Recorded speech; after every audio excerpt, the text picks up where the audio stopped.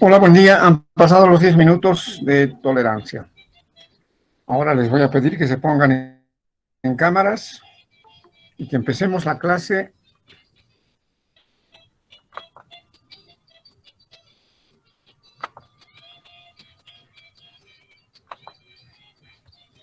Por favor, pónganse en cámaras.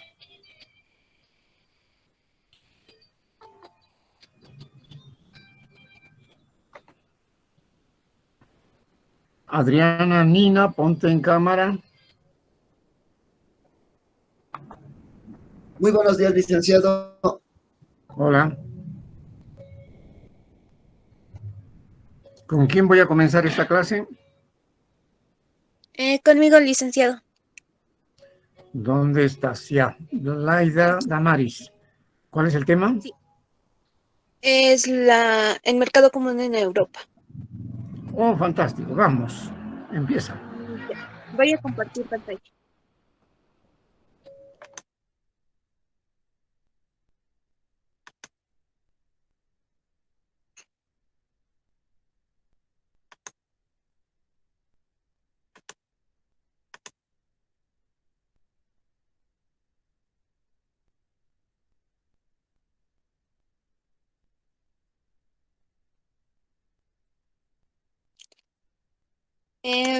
Bueno, primeramente, licenciado, usé este libro, que es el libro blanco sobre el futuro de Europa.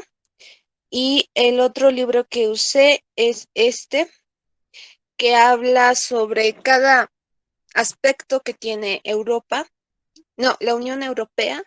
Y aquí podemos ver sobre el mercado común, el mercado digital y sus diferentes formas.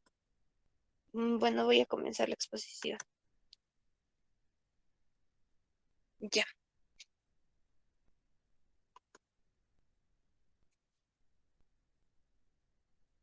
Ay.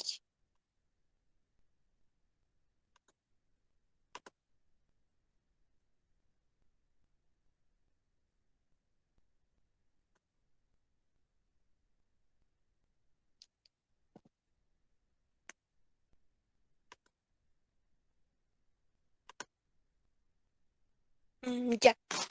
Buenos días, licenciado y compañeros. Bueno, primeramente les voy a explicar un poco sobre la Unión Europea.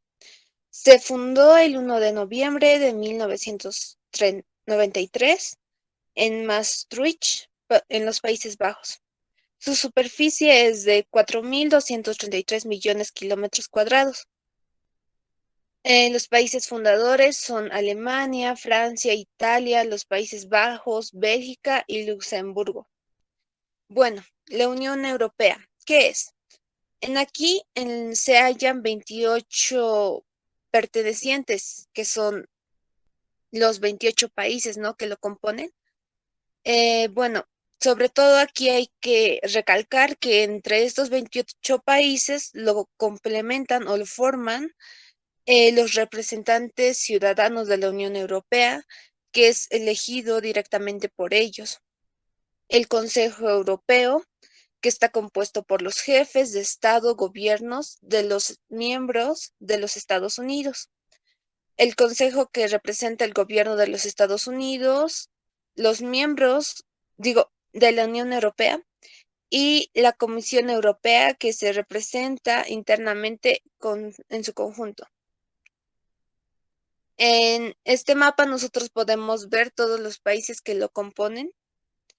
Bueno, se ha basado mucho en 4 libertades, que este es el primero, es el mercado común. Y en este nosotros podemos ver los servicios, los capitales que pueden circular libremente en todo este estado del mercado, de la Unión Europea. Estos ciudadanos pueden desplazarse y establecerse donde ellos deseen en toda esta región.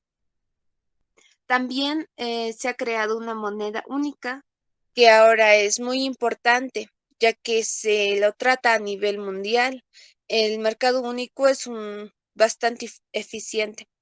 También se ha creado una Carta de Derechos Fundamentales de la Unión Europea que protege los derechos políticos, económicos y sociales de cada ciudadano.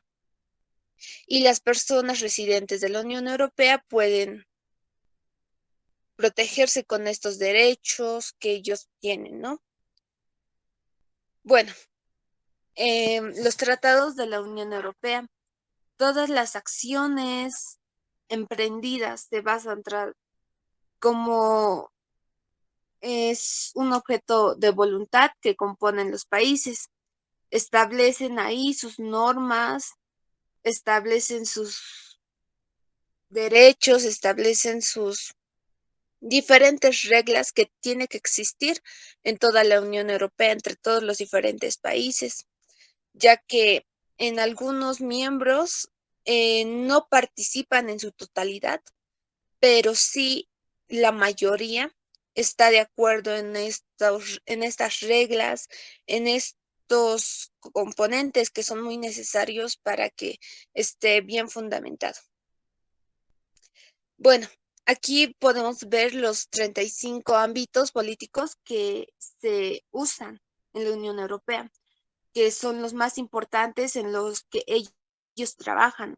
Así que nosotros podríamos decir que es la migración, el asilo, las fronteras en seguridad, la economía en finanzas y el euro, empresas industriales, el mercado único, la economía y la sociedad digital, política de empleos y asuntos sociales, la educación y la formación, la investigación y la innovación, la política regional, el transporte, la agricultura, el desarrollo rural, asuntos marítimos, de pesca, acción por el clima, el medio ambiente, energía, política exterior y la seguridad, la prevención de fronteras, la ampliación de la Unión Europea, política europea de densidad y comercio, la cooperación internacional de desarrollo, la ayuda civil, humanitaria y protección, la justicia y derechos fundamentales, la salud pública, la salud alimentaria, los consumidores, los servicios bancarios y financieros,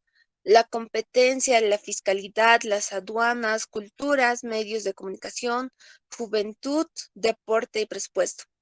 En estos 35 ámbitos, la Unión Europea desarrolla pues sus diferentes actividades.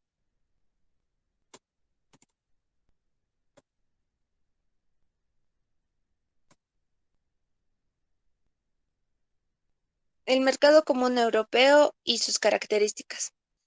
Bueno, este es uno de los mayores logros que ha tenido la Unión Europea, ya que esto ha facilitado su gran comercio entre empresas, personas.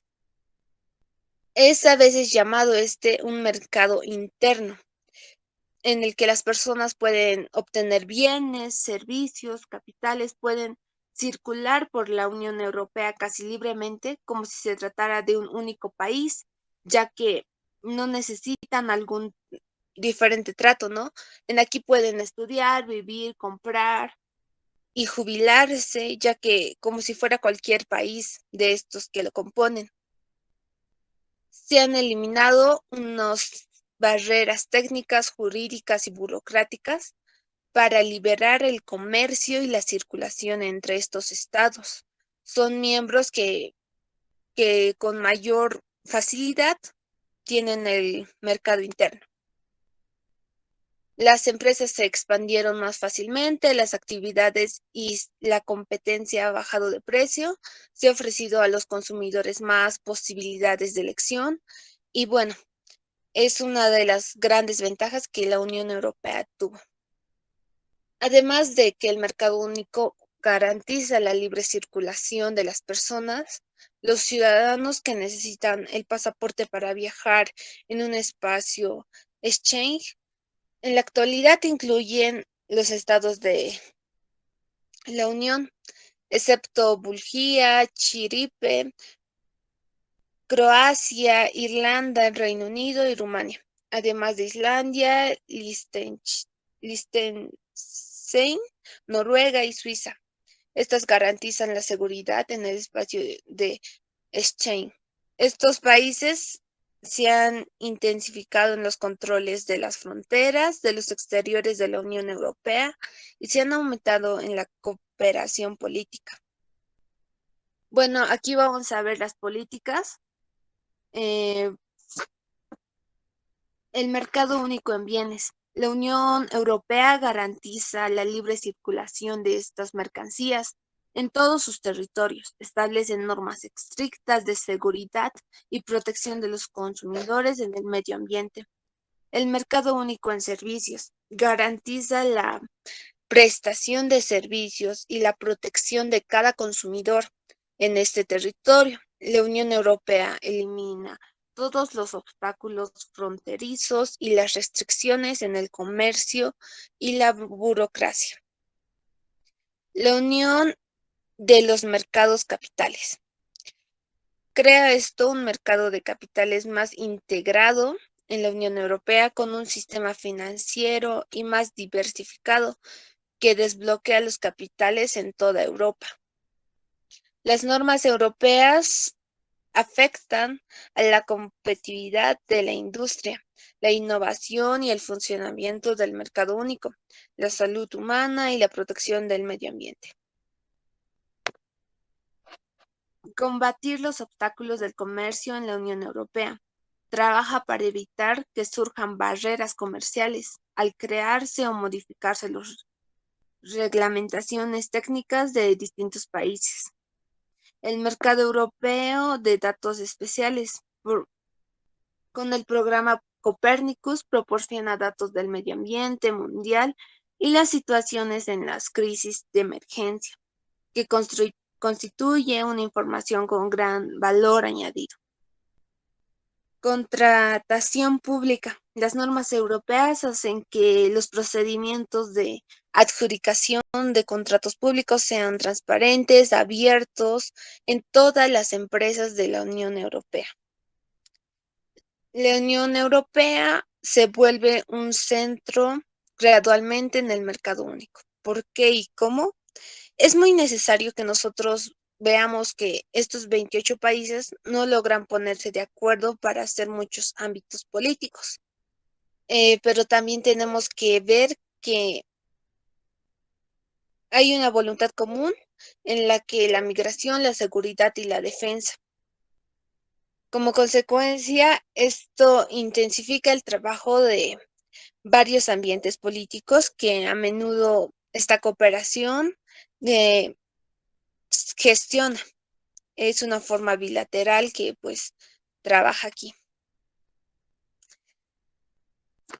En el 2025 nos implicaría el funcionamiento del mercado único, cómo se invierte la principal razón de ser la posibilidad de seguir avanzando. Estas políticas son relacionadas, lo cual fácilmente en este ámbito la libre circulación de capitales y mercancías sigue desarrollándose y pues hace que dé un gran énfasis al reducir las normativas de la Unión Europea. Aumentan las deficiencias, los ámbitos normales en materia de consumo, sociales y medioambientales, así como la fiscalidad en el uso de sublevaciones políticas. Esto genera un gran riesgo al emprender una carrera baja.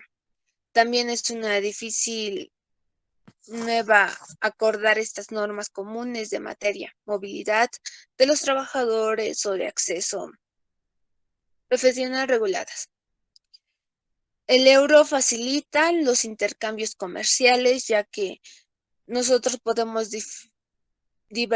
divergencia desde escasa, ya que es muy importante tener la vulnerabilidad y esto pone en peligro la integridad de la moneda única y su capacidad que hay al responder en nuevas crisis financieras.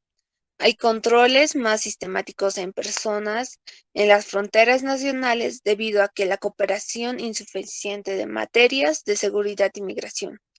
Debido a esto, el enfoque del comercio internacional de la Unión Europea tiene dificultades para celebrar acuerdos con socios. la migración y algunos aspectos de la política exterior abordan en el marco de la cooperación bilateral. Esta es una ayuda humanitaria y el desarrollo trata a nivel nacional, ya que esta representación sería un foro internacional para conseguir estos socios mundiales, por ejemplo, un cambio climático, la lucha contra la evasión fiscal, el aprovechamiento y la globalización, el fomento del comercio internacional. Ventajas e inconvenientes que tienen. La retroorientación de las prioridades de la Unión Europea implica los diferentes puntos de vista entre estos miembros que deben resolverse a menudo de forma bilateral, caso por caso que se presenta, así sea positivo o negativo, que ayude, que esté a favor o en contra de cada país que lo compone, ¿no? Puede quedarse limitado estos derechos, ya que los ciudadanos deliberados un marco jurídico de la Unión Europea. Puede ser más difícil entender el proceso decisorio para la capacidad de actuar colectivamente, ya que esto queda limitado, lo cual puede agrandar la brecha entre las expectativas y los resultados obtenidos a todos los niveles.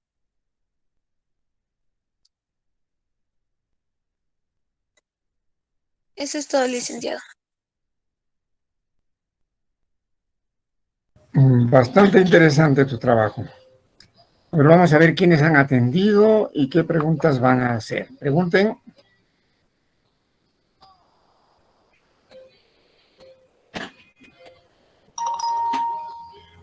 Adelante, escucho preguntas.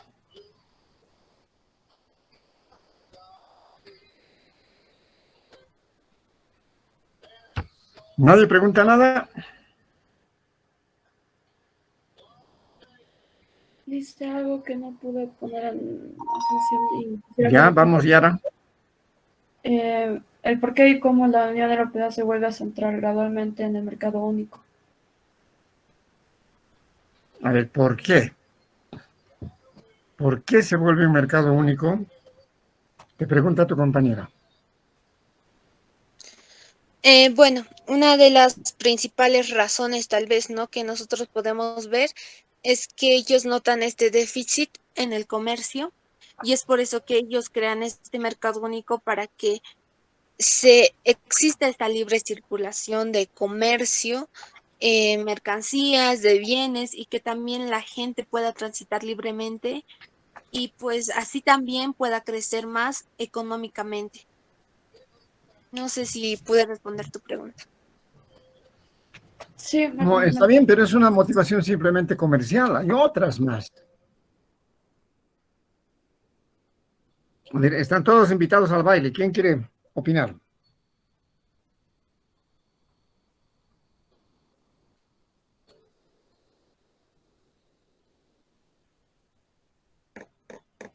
A ver, ¿tú crees, Loida, que algún día, no sé cuándo, tengamos en América Latina un mercado común, una moneda común, una enseñanza común? Adiós las fronteras, una sola fuerza armada. A ver, ¿crees que pueda ocurrir eso acá? Bueno, desde mi punto de vista, lo veo bastante difícil, ¿no? Por los diferentes factores que cada país presenten aquí en Latinoamérica. Tal vez en la Unión Europea pasó muy diferente con cada país, ya que estos se unieron para un bien común. Tal vez sí pueda pasar si todos los países se ponen de acuerdo, pero muy dudosamente, sinceramente, yo creo que esto podría pasar aquí en Latinoamérica con los países. Pero ¿por qué si allá tienen más diferencias que aquí? Primero, hablan diferentes idiomas. Griego, inglés, francés, alemán. Ni siquiera son lenguas que tienen una misma raíz. Algunas son romances, otras son galas. ¿Mm? Y acá hablamos una sola lengua, desde México hasta Argentina. Tenemos la misma historia, la misma madre patria, como dicen en México. Y ellos no, todo era diferente en ellos. Diferentes lenguas, su historia religiosa es brutal. Han tenido reformas religiosas los ingleses, los alemanes, los franceses son medio católicos y otro tanto de protestantes, los católicos son los españoles. Es decir, tienen diferentes cosas muchísimo más que en América Latina y allá han logrado hacer eso y aquí no. Entonces tienen que haber más causas. Loida. A ver ustedes, ¿qué piensan? No están de invitados de palo, acá tienen que hablar. Perdón, licenciado, Sí. será tal vez, digamos, la historia que ha pasado en ese continente, lo que les ha llegado a hacer o a crear, ¿no? La Unión Europea. Por ejemplo, las Puede guerras, yo ser. creo, el primer punto. Por ejemplo, la Las Primera y la guerras. Segunda Guerra Mundial siempre ha sido el epicentro Europa. Entonces yo creo que les ha marcado algo a ellos y bueno, les ha instado a crear esa organización. Ya podría ser una respuesta. ¿Qué más?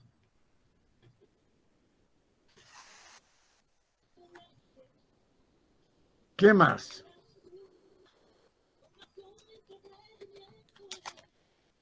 Las guerras, dice su compañero. ¿Está en lo correcto?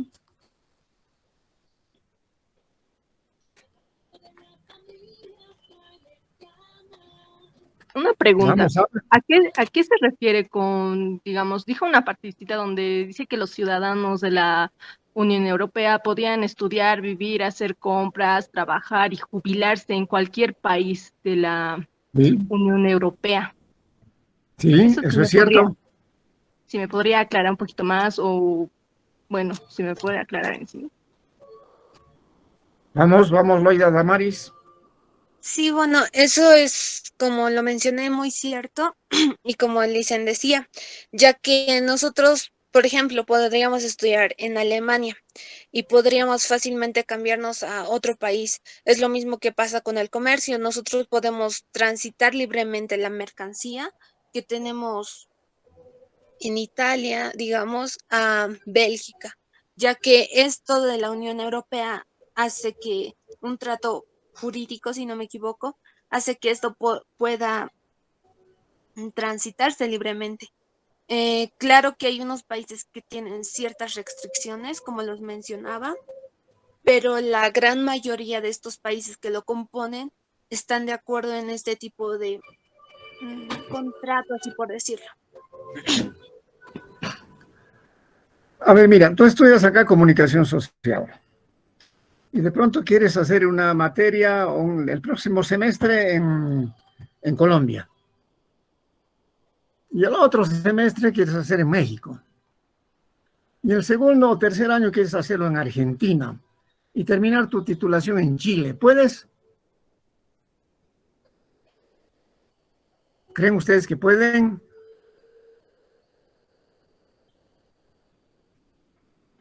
En América Latina. Bueno, Lisen, creo a lo que sea, hay algunas universidades que sí tienen convenio para que tal vez se pueda realizar eso, pero no es tan común visto en Latinoamérica. No se puede. A lo máximo que se ha llegado en el Cono Sur ha sido al Mercosur, pero ni siquiera para terminar o cursar estudios, sino para reconocer títulos, no más. Pero allá puedes empezar a estudiar en Alemania, terminas en Italia, luego te vas a Bélgica y acabas titulándote en Francia. Y todos dicen, bien hecho, y están hablando diferentes lenguas. Entonces, no has dado en el clavo del por qué se organizó la Comunidad Económica Europea. Has dicho una cosa cierta, también ha dicho tu compañero, pero hay más. ¿Por qué podríamos organizar una unión? ¿O por qué andamos tan desunidos?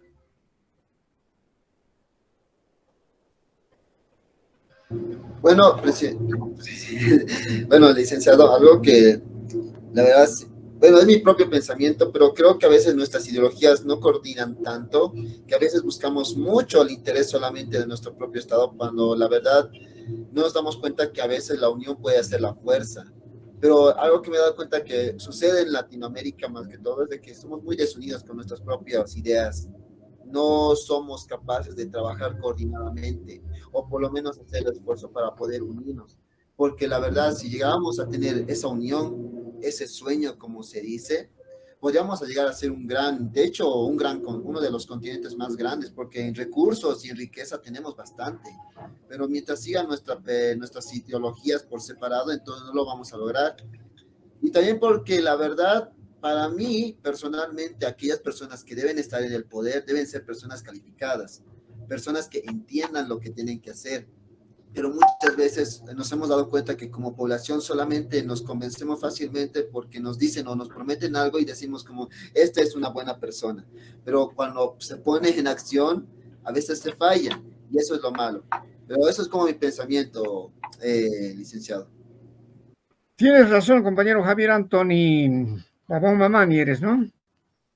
Sí, licenciado. Ya 3 puntos te ganaste.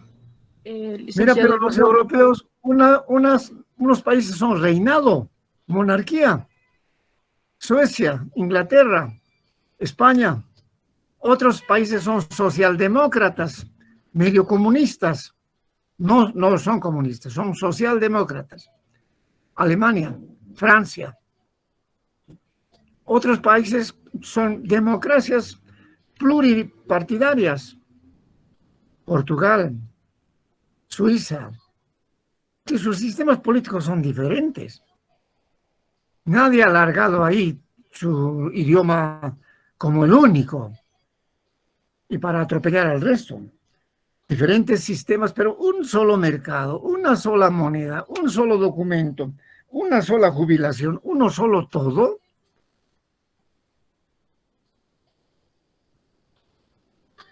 Bueno, ¿quién más va a exponer hoy día? Yo, licenciado. ¿Quién eres? Daniela.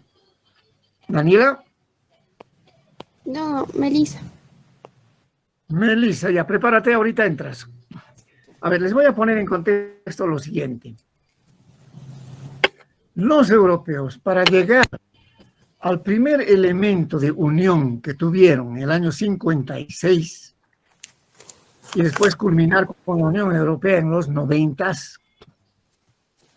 han tenido que acabarse entre ellos a garrotazos,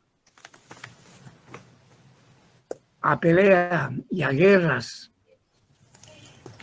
Si contáramos las guerras que han tenido desde que más o menos son Europa, empezaríamos para el año 1000.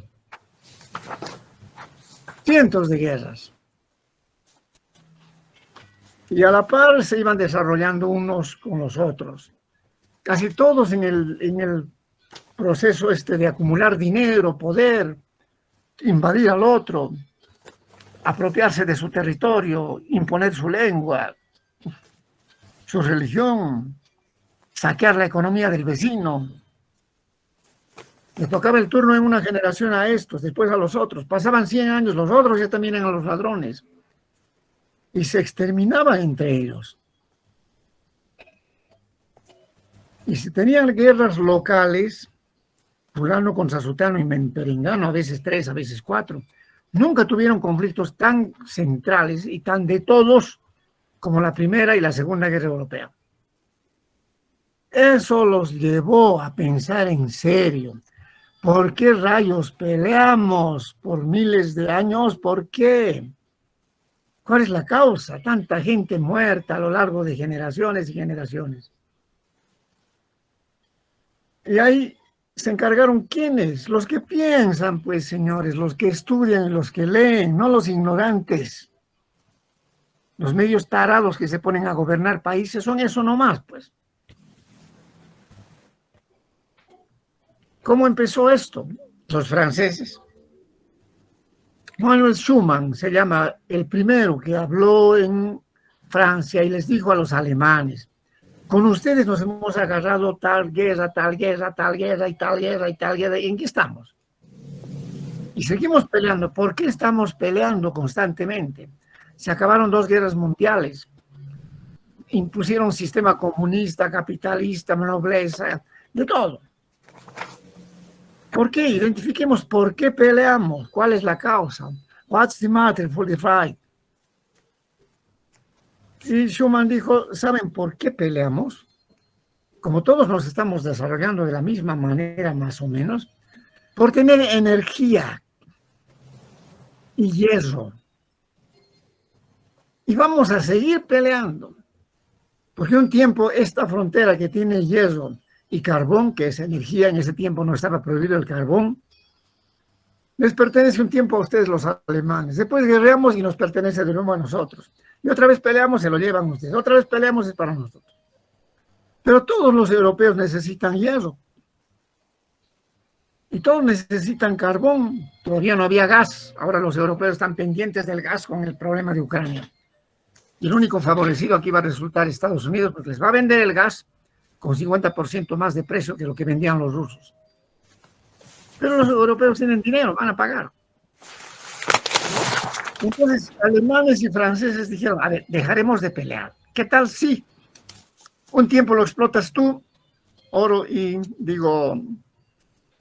carbón, y al mismo tiempo hierro, y al siguiente periodo me toca a mí. Después te toca a ti, después me toca a mí. Ahí intervinieron los suecos y dijeron, ¿y por qué no me dan un pedacito a mí? Bueno, entonces entrale, pues.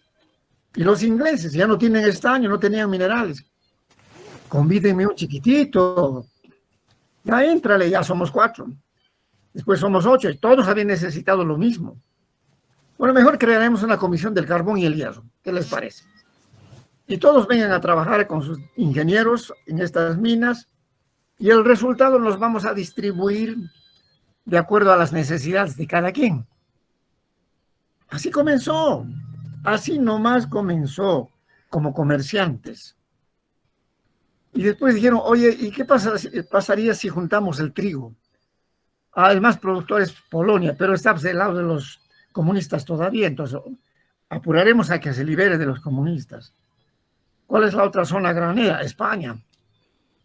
Entonces con los españoles trataremos esto, y cada uno tiene sus vallecitos, listo, entonces vamos por el trigo. La sociedad europea es del trigo. La sociedad latinoamericana es del maíz.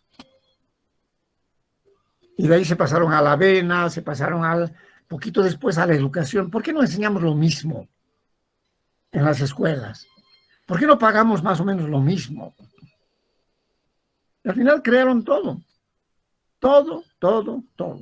¿Se van a agarrar de nuevo a garrotazos? De nuevo va a invadir Inglaterra, Alemania va a invadir de nuevo a Francia. Esto ya no va a suceder. Desde que hablan tantas lenguas diferentes, tienen un solo banco común y varios bancos entre ellos. No están diciendo hay un solo presidente. Hay un presidente de la Unión Europea. Pero cada país tiene su presidente, como acá su prefecto o su gobernador. Entonces, ahora mina todo bien. He trabajado en Grecia, al año siguiente estoy en España, después me ha tocado trabajar en Portugal y el otro año he estado en Alemania. Y cuando hago el recuento, digo, he trabajado en tantos países y ahora ¿quién me va a jubilar? Toditos. Te vamos a jubilar y aquí está tu sueldo de jubilación.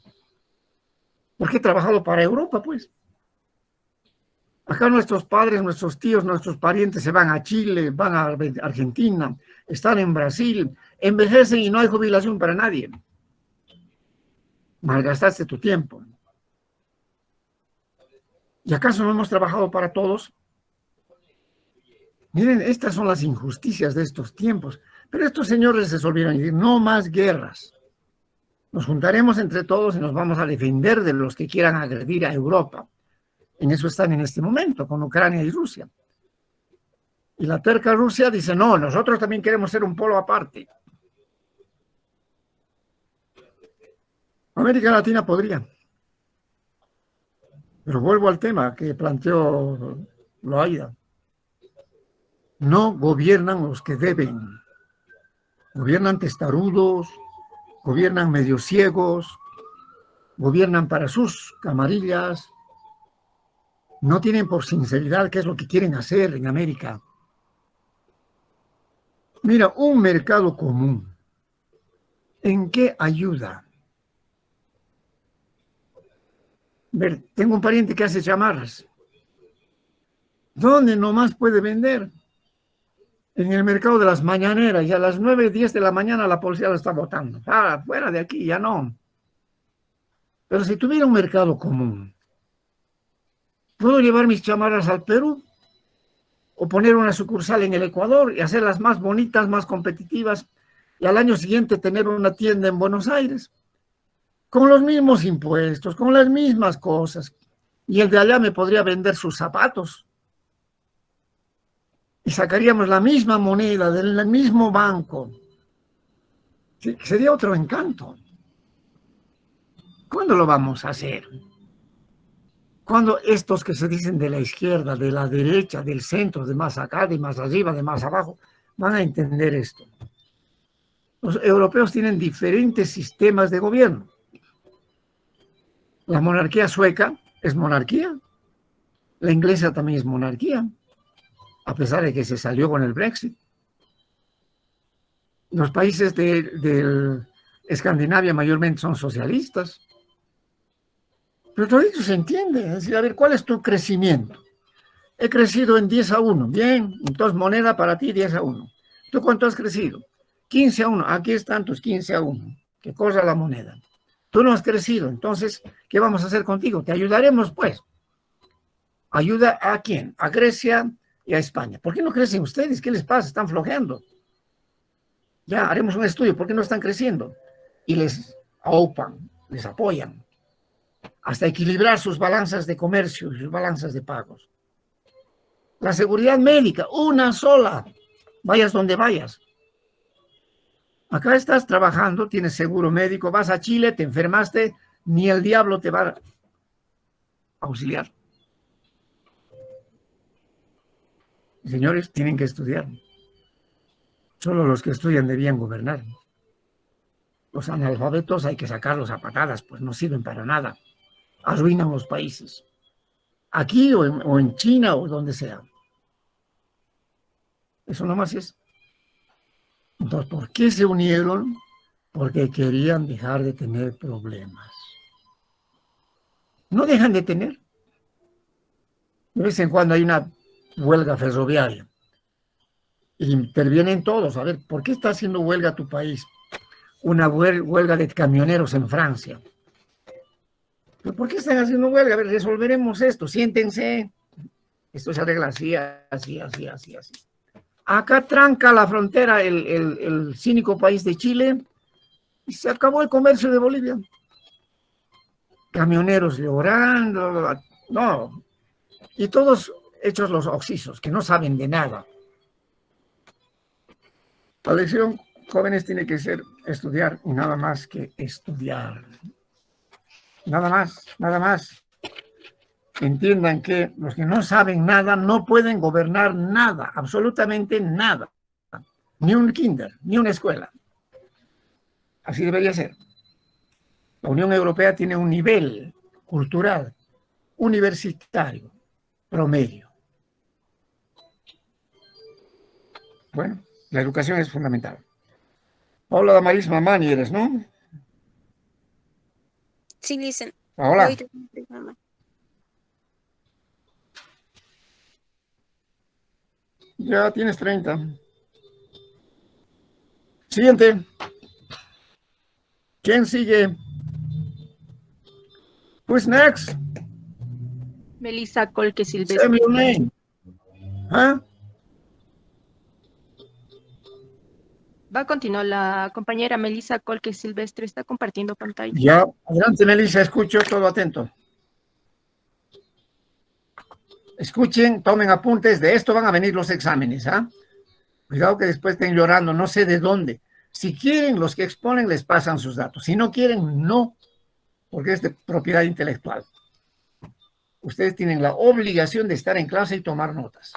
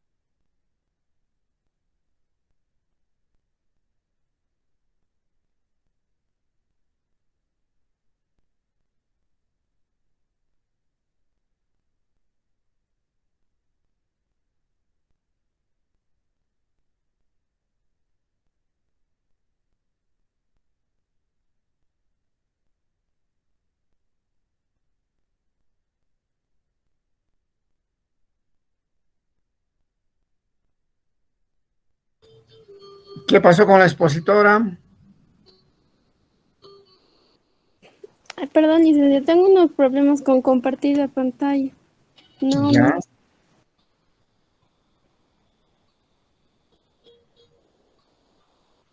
Tienen que hacer pruebas antes para no perder tiempo.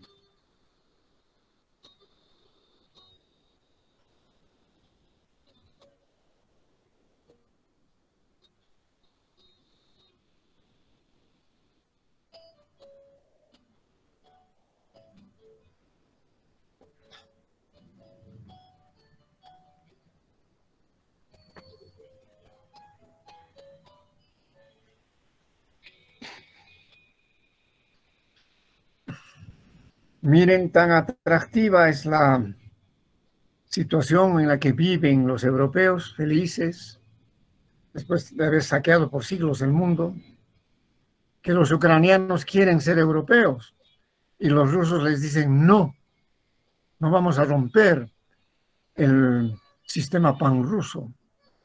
Y esa es la guerra, nada más. Y no hay todavía una decisión de Europa de defender a Ucrania porque no es de la Unión Europea. Es un aspirante. ¿Por qué no culminó su proceso? A lo mejor los europeos le hubieran dado palo a Putin y ahí se acababa su historia. Pero bueno, es otro tema. Alguien investigará eso. ¿Ya entró bien tu pantalla? La deuda externa. La deuda externa, ¿de dónde, compañera Melissa? Ya se ve, licenciado, perdón. Sí, se ve, pero dice la deuda externa. ¿Del mundo? Era la deuda externa y su subdesarrollo. Entonces yo he tomado más que todo la de Latinoamérica. Claro, pero debías ponerle deuda externa en Latinoamérica. Ya está bien, vamos. Perdón. Bueno, respecto a la deuda externa en Latinoamérica, una introducción que podemos ver más que todo son las bibliografías. He utilizado los libros de 50 preguntas y 50 respuestas de Damien Millett y Eric Toussaint. También he utilizado el libro de la Bolsa o la Vida, Finanzas contra los Pueblos de Eric Toussaint. Después también está la deuda loca, que es un manual que te introduce la deuda externa. Son pasos básicos, digamos, para que vayas entendiendo qué es, de dónde y cómo. Después también está el libro que es de Alfredo Macías Vázquez. Este libro trata más que todo de la deuda externa en el mundo y el desarrollo, sostenibilidad, alivio y persecución. También está la historia de la deuda externa en América Latina de Carlos Marichal. Son los libros que he utilizado para la exposición. Bueno, comenzando, podemos comenzar con la pregunta que es la deuda externa. ¿Qué es la deuda externa? Correcto. Buena tu bibliografía. Adelante. Bueno, continúo. ¿Qué es la deuda externa? Entonces, podemos entender por deuda externa de un país, se entiende por las obligaciones financieras de personas naturales o jurídicas, públicas o privadas, contraídas con organismos internacionales como instituciones o particulares extranjeros. En este caso, podríamos tomar el Banco Mundial y también podemos tomar el financiamiento mundial de internacional también. Y podríamos tomar en ese caso esas dos como ejemplo. Después seguimos con los orígenes de la deuda externa. ¿Cómo comenzaron a producirse primero los préstamos? Estos préstamos se dieron a causa de algunas situaciones que cada país iba experimentando a lo largo de su crecimiento y su desarrollo, como pueden ser las inversiones en infraestructura, maquinaria, las catástrofes naturales, la mala administración también llevó al préstamo. Entonces, el otro punto que podemos tomar son cuáles son los diversos motivos del endeudamiento. Estos motivos se basan más que todo según la instrumentalización de la deuda, de acuerdo al plazo, por tipo de moneda o por tipo de interés. Estas deudas, estos motivos, ya como lo mencioné más antes, se dan por las inversiones de infraestructura, maquinaria o por un mal préstamo. Un ejemplo que podemos dar de cómo comenzó la deuda puede ser con con Latinoamérica podríamos poner como, en Latinoamérica como ejemplo esto a base de en los años 70, 80, por 1973, el precio del petróleo en Latinoamérica había incrementado su precio 4 veces más de lo que era actualmente. Y esto llevaba a los países a, es como decir, a formar una idea de crecimiento, de más crecimiento, ya que sus ganancias habían aumentado, entonces ellos querían aumentar más su crecimiento. ¿Qué llevó a esto? A que ellos consumieran préstamos mayores a los de su ganancia.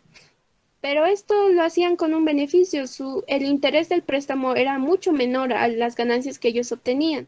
Entonces esto les llevó a sacar varios préstamos, incluso en magnitudes, podríamos decir más del precio en los que ellos ganaban por la venta del petróleo en ese entonces. Ese podría ser un ejemplo del comienzo de la deuda. También está que en 1979 ya empezaron las consecuencias de esos préstamos, que es la crisis de la Reserva Federal. Decide aumentar las tasas de los intereses, ya que las tasas de los intereses antes habían bajado y por esto ellos habían aprovechado sacar los préstamos, ahora era distinto. Ahora los precios de los intereses habían aumentado. Esto quería decir que los recursos que ellos iban a traer ya solamente lo iban a cubrir en los intereses que habían aumentado. Es decir, ellos ya no obtenían ganancias directas, sino que esas ganancias se iban directamente a los intereses del préstamo. Después tenemos los mecanismos de control monetario. El Banco Mundial. ¿Qué es el Banco Mundial?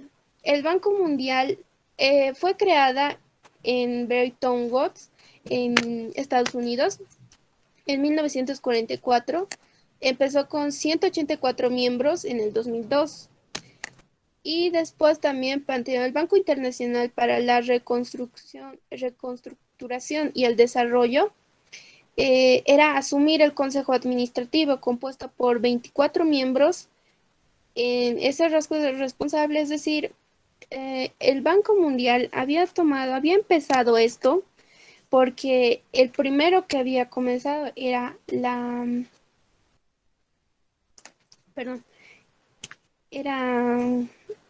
el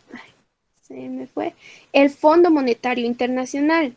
Este Fondo Monetario Internacional era el primero que había sido creado también por Bretton Woods, y este era para estabilizar el sistema financiero internacional. No puesto eso, también el Banco Mundial es también para restabilizar el sistema internacional financiero, pero tiene sus diferencias y también es más, el Banco Mundial es un poco más directo que el Fondo Monetario. Y estas dos entidades fueron las protagonistas más que todo de la deuda externa, ya que los países se inclinaban más a estos puntos.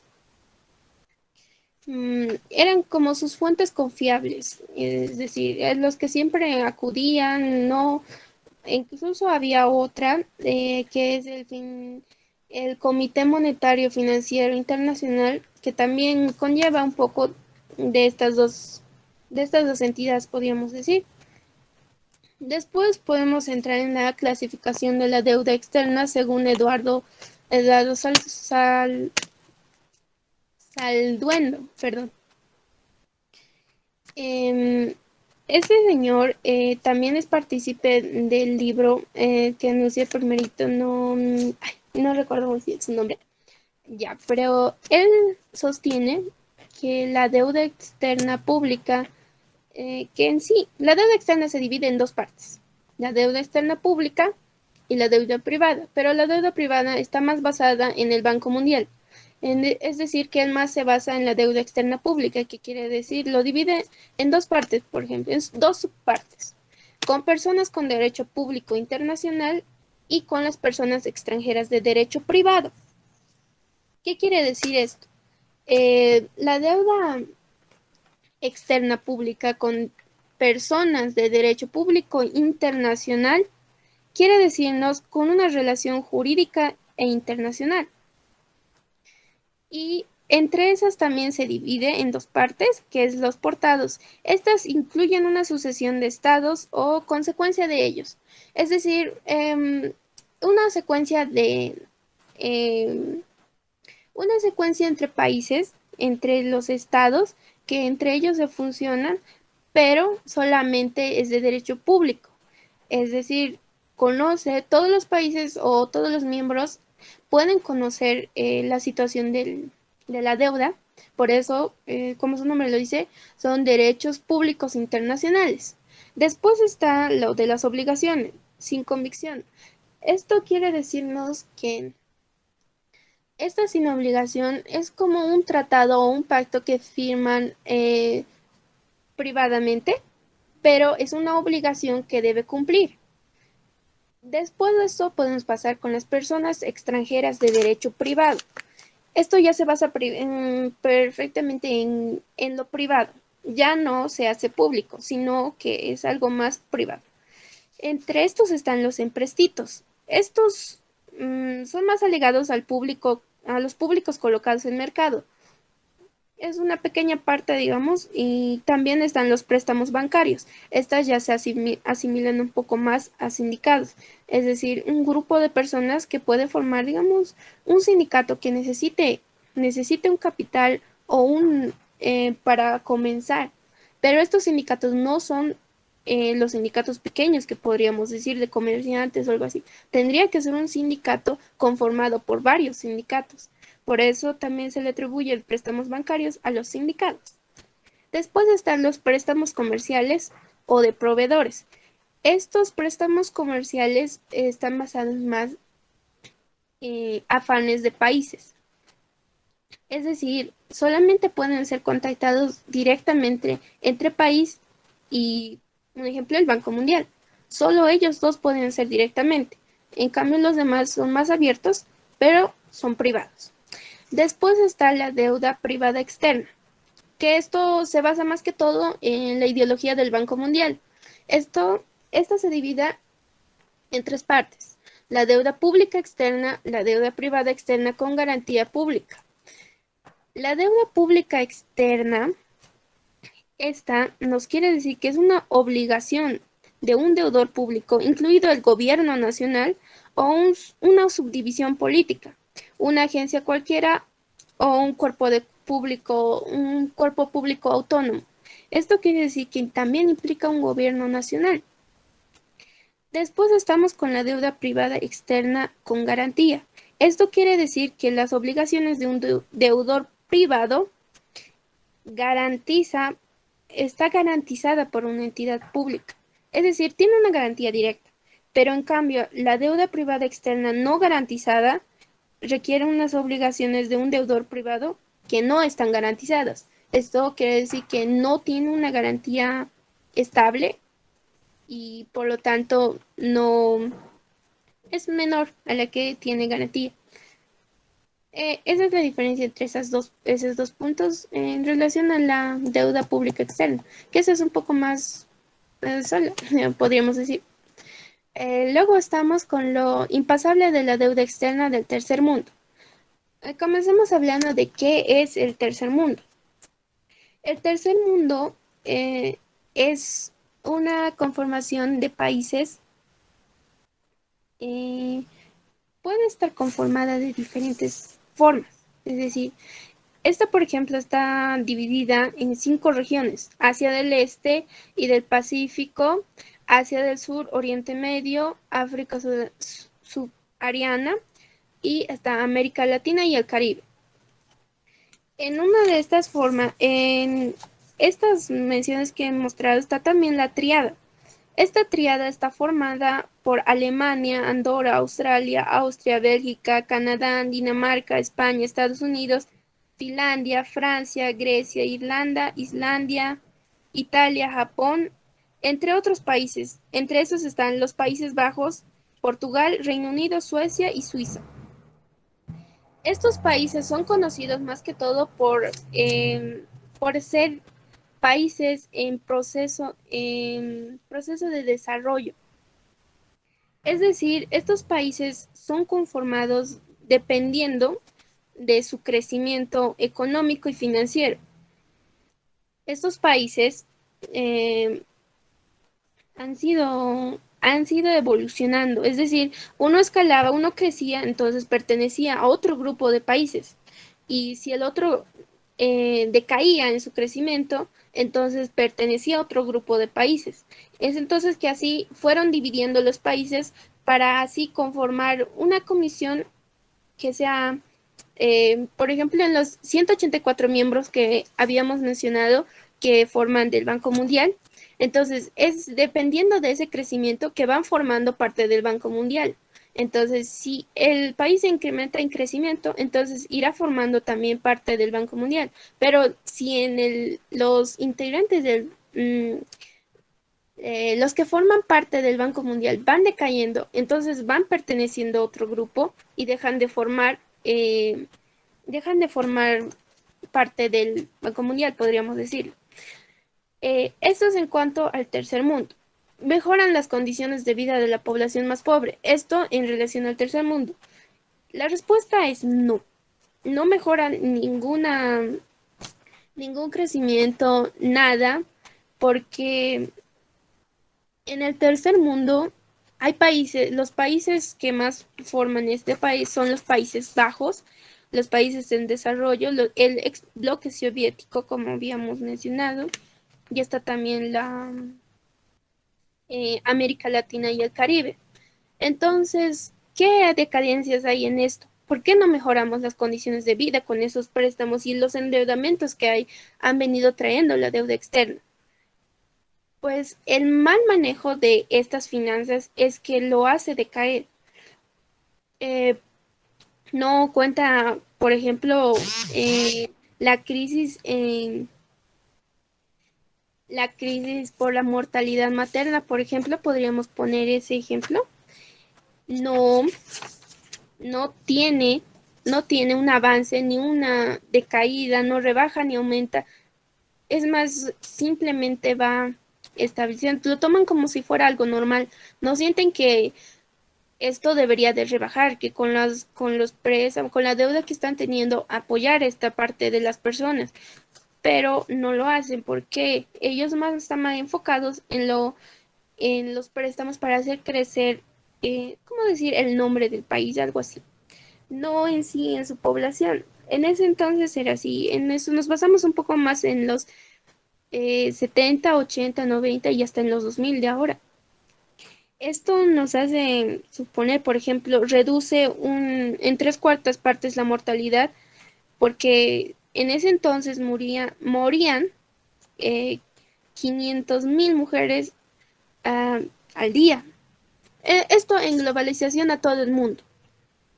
Y en estos Países Bajos más que todo se presentaban la mayor cantidad de mortalidad. No reducían a la mitad de las proporciones de la población cuyos ingresos son inferiores a $1 por día.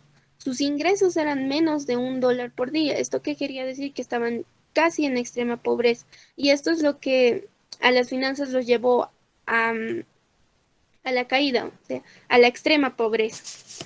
También estamos con la reducción de la mitad de la porción de la población.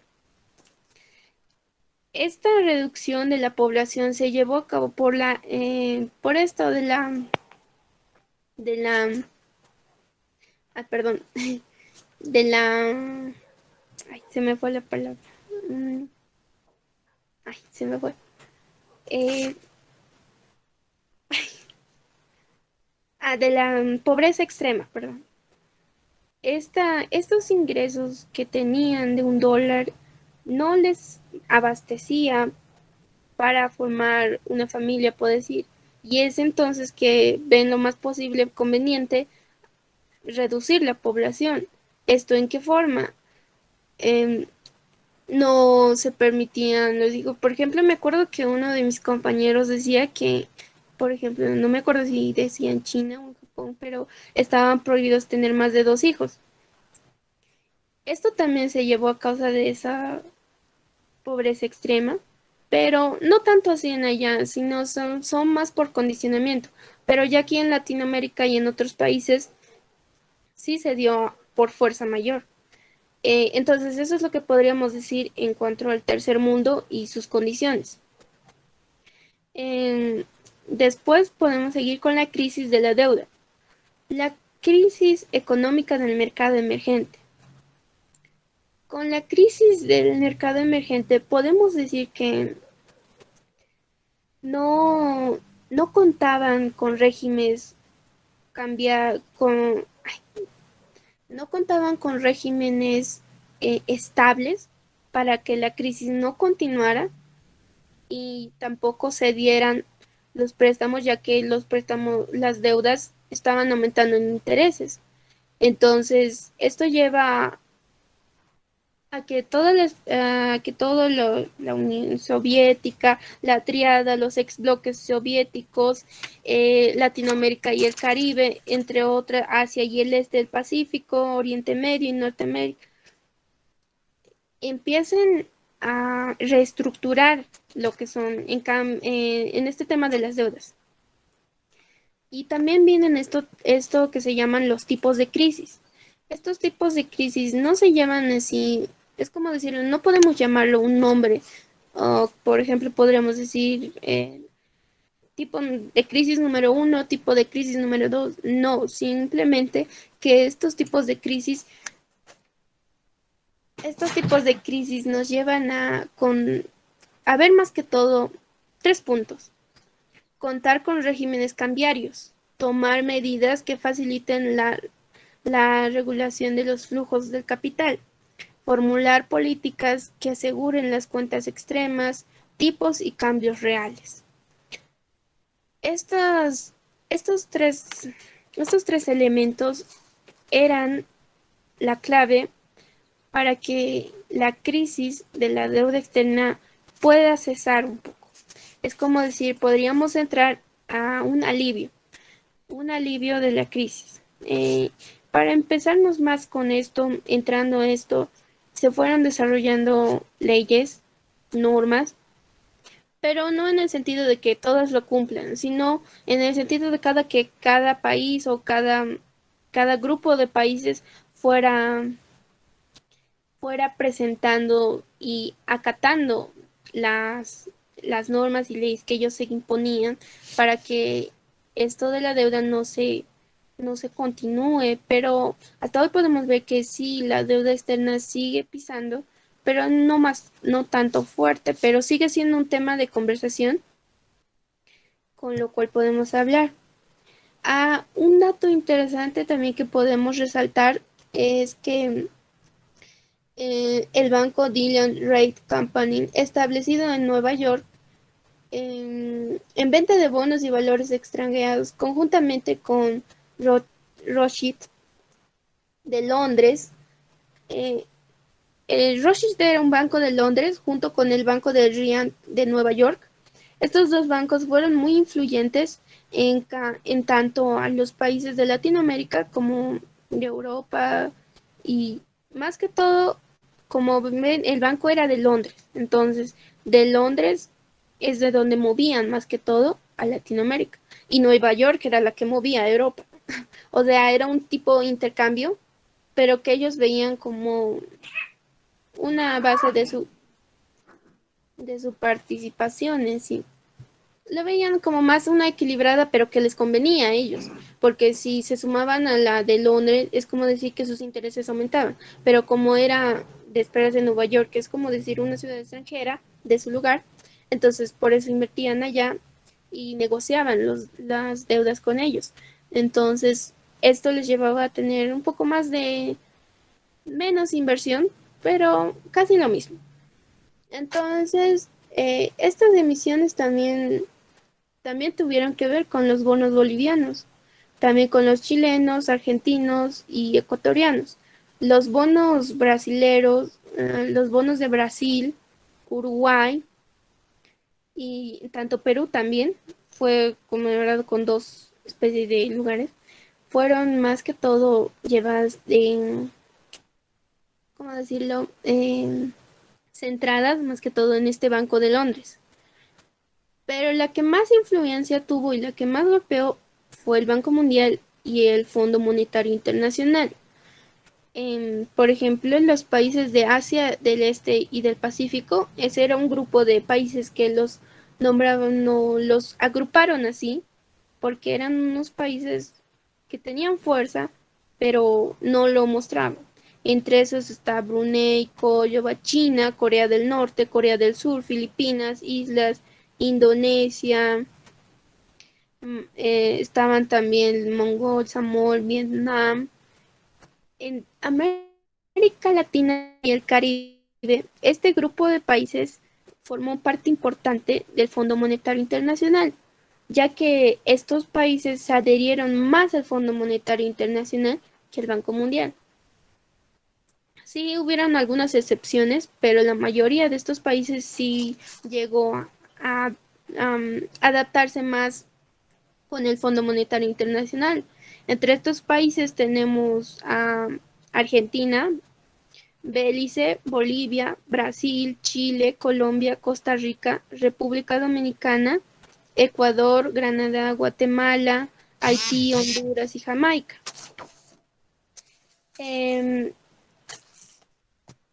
Finalizando con esto, podríamos decir que en conclusión, llegando a todo esto, la deuda externa no se basa simplemente, tuvo su papel importante en esto de los países al influir, más que todo durante la Segunda Guerra Mundial, también influían también en la Primera Mundial, incluso más atrás, en la época de La Plata, en el Río de la Plata también lo influyó, pero buscó cómo sacar y buscó cómo adecuarse y cómo relucir, o podríamos decirlo así.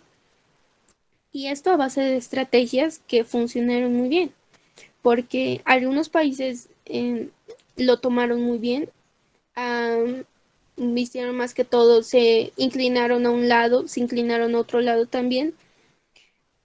También está el organismo genético modificado, la Organización Mundial de Comercio, la Organización Mundial de Salud, la Organización Gubernamental, las organizaciones de las Naciones Unidas, incluso también estuvo la Organización de los Países Exportadores de Petróleo, tuvieron también influencia en los países y en la deuda externa.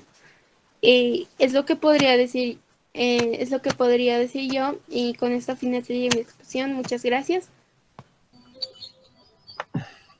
Me pareció muy bien, Melissa, tu trabajo.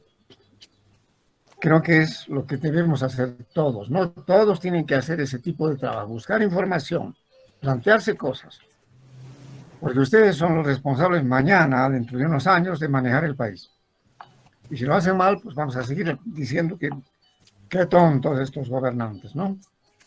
Bueno, ahora preguntas. Tienes 30, Melissa, felicitaciones. Preguntas.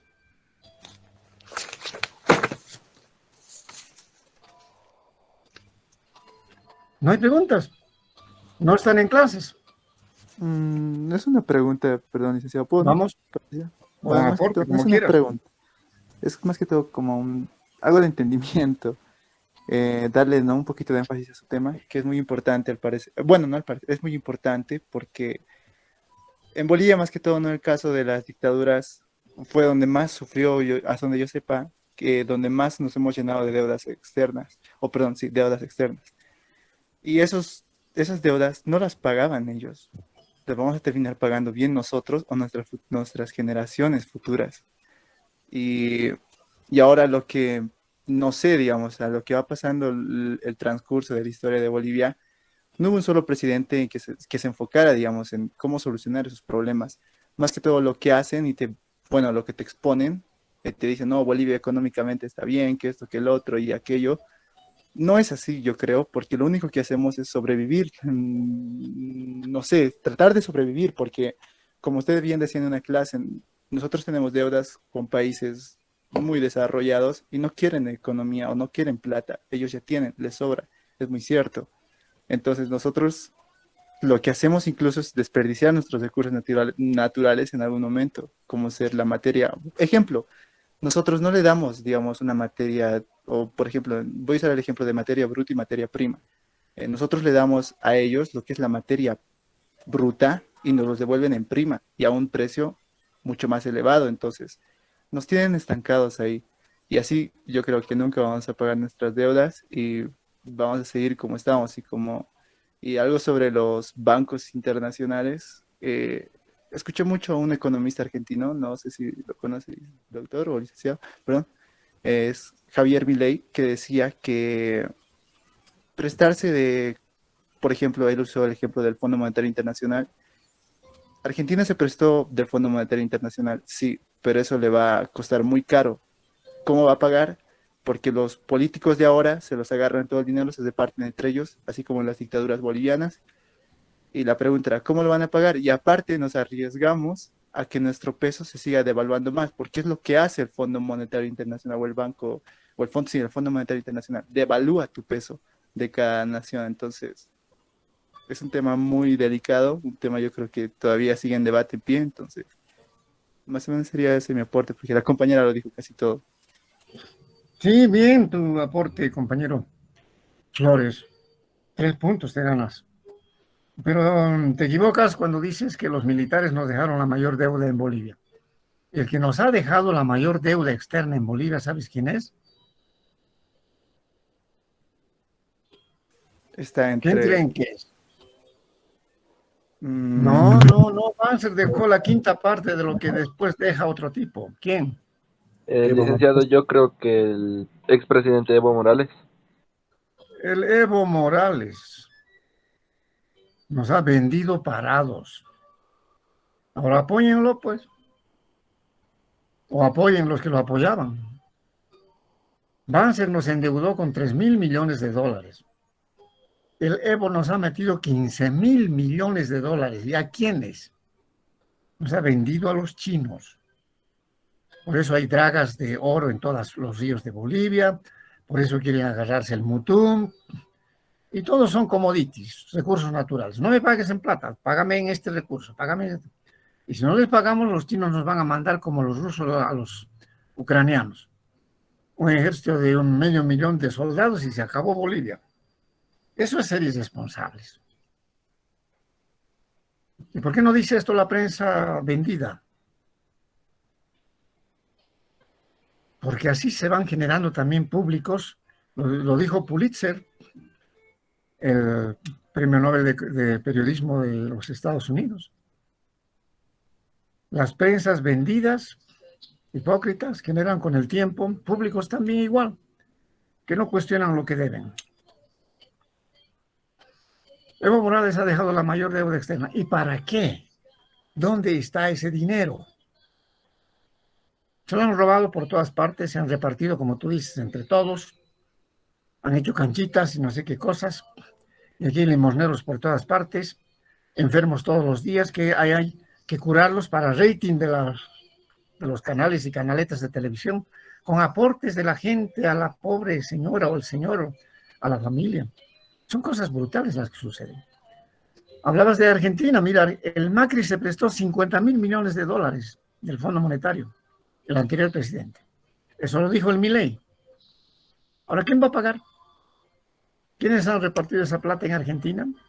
Los dueños del poder, incluyendo estos señores Fernández, que son parte y compadres del Evo y de Maduro de Venezuela. Entonces, está en manos de quién es el poder en América Latina. Por eso es que, Melissa, ¿quién va a pagar toda esta deuda? No has mencionado el tamaño de la deuda total de América Latina.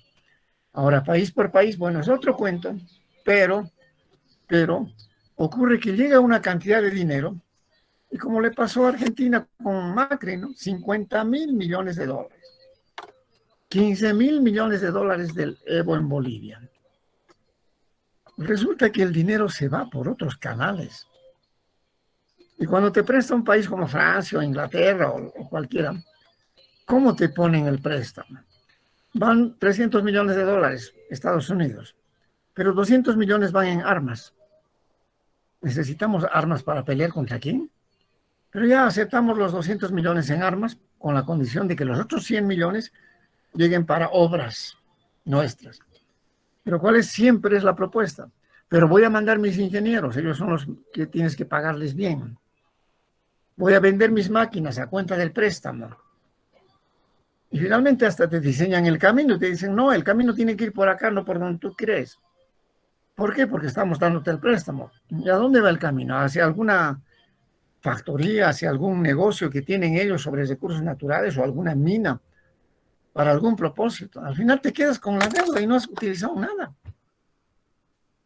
Estos problemas se han debatido mundialmente.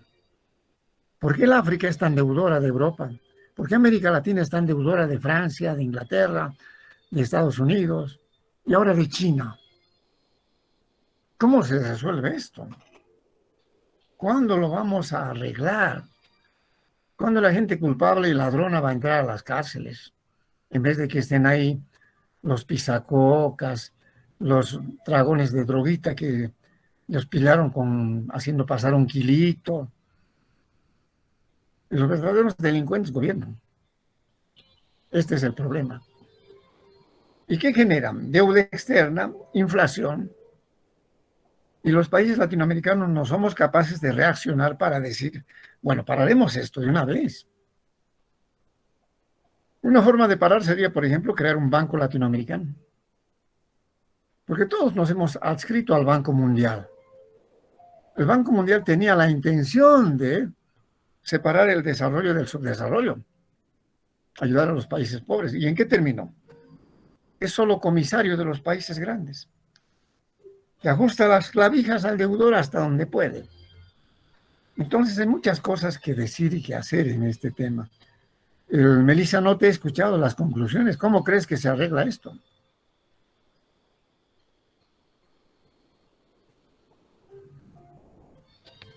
Bueno, en mi parte, en mi parecer, yo puedo decir que la deuda externa surgió de diferentes maneras.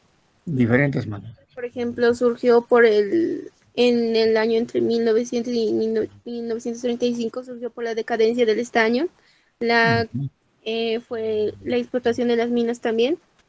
Esta que fue industrializada a otros países, en cambio no fue utilizada para nuestro país, fue exportada en sí, podemos decir que sí. Por ejemplo, podemos poner eso en Bolivia. ¿Qué hubiéramos hecho nosotros para que esto no hubiera pasado? Hubiéramos utilizado nuestros propios recursos para, no sé, destinarlo a diferentes cosas, porque ahora dicen que nuestros recursos los utilizamos para hospitales, lo utilizamos para colegios, lo utilizamos para educación y todo eso. Decimos para el área rural, que decimos que para las madres, que para los abuelos, la renta dignidad, los subsidios, entre otras cosas que podemos decir con las que podemos tapar esta deuda que tenemos. Es decir, no siempre todos estos recursos nos van a esos lugares.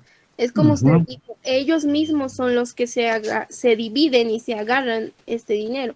No podríamos decir que todos, pero en su mayoría es lo que hacen. Y esto es lo que lleva a la decadencia. Esto es lo que lleva a que nosotros bajemos y no podamos seguir, no podamos subir. Esto es lo que nos estanca y nos deja. Así es. Entonces, un mercado común podría arreglar muchas cosas. Hagamos mercados grandes, no chiquititos, no de un paísito, sino de varios países. Produzcamos en función de nosotros, nos prestaremos dinero entre nosotros y arreglaremos con estos europeos y chinos las cosas de otra forma. Es decir, no pueden robarle a un continente tanto, por siglos. Bueno, el problema tiene muchas aristas. Jóvenes, tengo clases con tercer año, ya están entrándose.